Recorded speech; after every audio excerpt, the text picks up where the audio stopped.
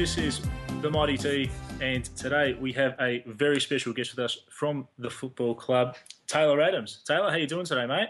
Yeah, good. Thanks, Peter. Yourself? Yeah, not too bad, not too bad. Just excited to get this opportunity, and really appreciative that the club and yourself have been able to arrange this, and having a bit of a chat, getting a bit of an insight into clubland. So thanks so much for joining us today. Nah, no problem at all. I want to go back about 18 months to when you initially joined the club. Fairly young guy, obviously, making the switch from the Giants over to Collingwood. What was that like as a process for you? I mean, it must be challenging to leave the guys that you've been drafted with and all that to come back. But how did you find that whole process? Yeah, originally the decision to first of all have a look at other Melbourne clubs and in particular Collingwood, and that was tough in itself.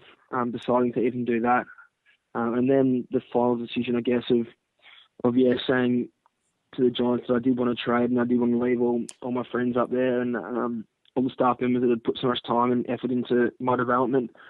It was tough, but in saying that, I knew that a new start would have been good for me, and the chance to play at Collingwood came up, and luckily and after the trade got done, it probably took longer than we originally thought, but got done, and it was well and truly over the top, over the moon for that to happen. So, the process in itself isn't too bad. You don't do a lot of things. You just sort of meet with the clubs, and your manager does most of the talking. But, the opportunity to sit down with Bucks and go through what the club was about was a real thrill. Yeah, terrific. And look, we're obviously very glad to have you across. What was it that actually made the decision to come to Collingwood in particular easy for you? I mean, there's a much storied relationship, or talked about relationship between yourself and Bucks. Was that a main contributing factor? Yeah, it certainly was. Bucks coached me at under 16 level when I was playing for the country, and I guess sort of found out what he was all about in terms of his coaching and even just the way that he went about his life, and I really took a liking to that. And I wouldn't have said the decision to come to Collingwood was easy. It was probably between Geelong and Collingwood. I was a Geelong boy growing up, and Mum and Dad are still down there, so they put a pretty hard to resist presentation together when I went down and met with them. And I guess the fact that I had a prior relationship with Bucks was certainly one of the main contributors to me choosing Collingwood and for the deal being done. Yeah, it's as I said before, it's obviously very great to have you on board.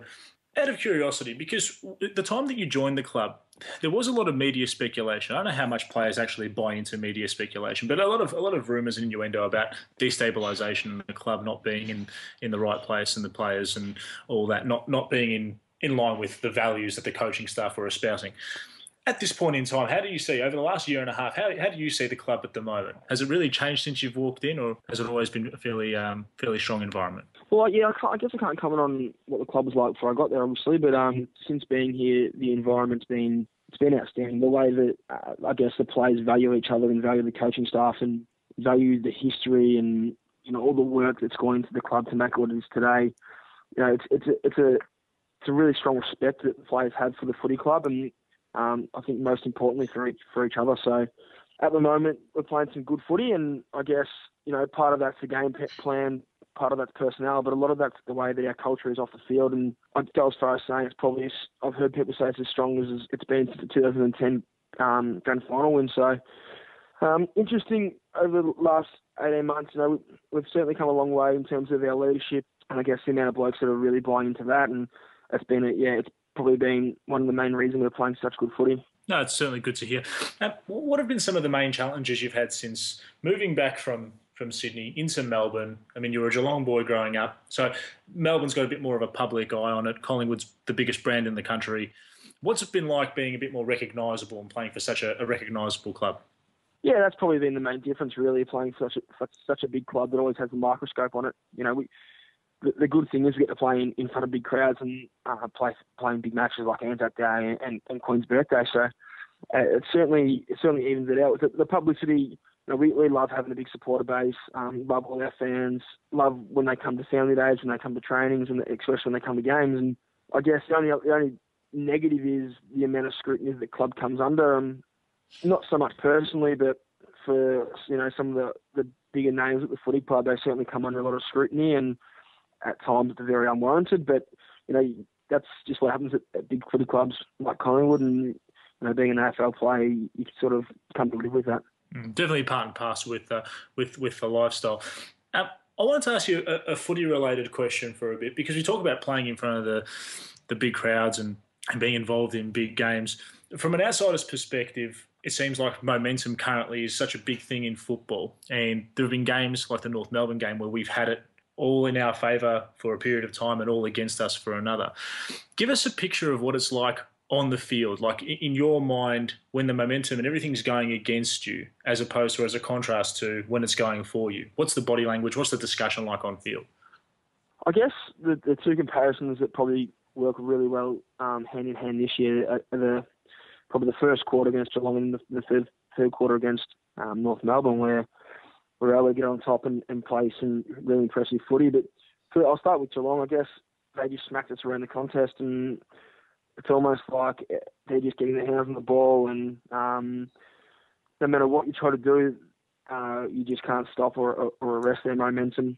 When the crowd gets involved, you certainly do notice it, and lucky for us, we've got such a big supporter base. So once we got on a roll against North Melbourne, it just didn't feel like it was going to stop. It was sort of, I can imagine them thinking like they were chasing their opponents around a fair bit and not getting their hands on the ball. So it's something we've certainly focused on this year, because early on in the first half of the year, we certainly were on the end of some serious momentum swings, and it ended up costing us probably the Richmond game and the Geelong game. So something that we need to address early on, and I think since the GWS game, we've sort of done that and played pretty much eight quarters of pretty consistent footy since then.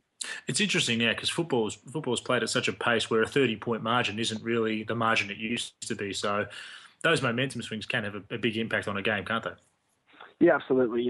I think teams are scoring quicker than they ever have nowadays when they need to. So, and on the flip side, I guess teams are able to lock the game down with the use of their ball movement by just making it very stagnant and opting out of risky kicks and I guess not overusing handball and that sort of thing. So there's always the option to put one behind the ball and that sort of thing. But I think teams nowadays starting to use the ball movement when they have the ball as a way of halting momentum.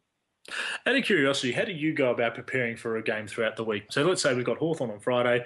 What does your schedule entail? What sort of things do you get up to? Yeah, so Monday's just a purely recovery and review day. So we'll review our game against Fremantle. So that happened yesterday. Today, if we play on Friday, we get the Tuesday off. So today, usually I'd have uni, which at the moment it's uni holiday. So not a lot really.